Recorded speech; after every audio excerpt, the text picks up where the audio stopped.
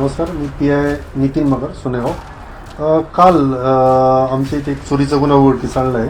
त्या अगोदर सचिन दिवाकर मेहर, वय 45 वर्ष, यांचं घराचे बांधकाम चालू आहे जयप्रकाश नगरमध्ये.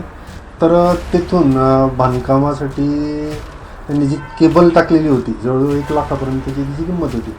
तर ती चोरी झाल्याबाबत त्यांनी तक्रार दिली होती. तर सोनेगाव पोलीस टीमने ती तक्रार दाखल झाल्यानंतर काही वेळातच, म्हणजे जवळजवळ 6 तासाच्या आत ही चोरी उघडकीस आणली होती. यातील आरोपी जो आहे, ज्याचं नाव आहे निलेश प्रभाकर रोहिके, त्याच संशयावरून अटक करण्यात आली. कारण यापूर्वी त्याच्यावर बरेच गुन्हे दाखल आहेत केबल चोरी संबंधाने. तसेच इतर 16 गुन्हे त्यावर दाखल आहेत. गाडी चोर वगैरे, एक चोरलेली गाडी वर्धा ती देखील आपण जप्त केलेली आहे. आणि मुद्देमाल देखील जो चोरीस गेलेला होता केबल, ती हस्तगत केलेली आहे.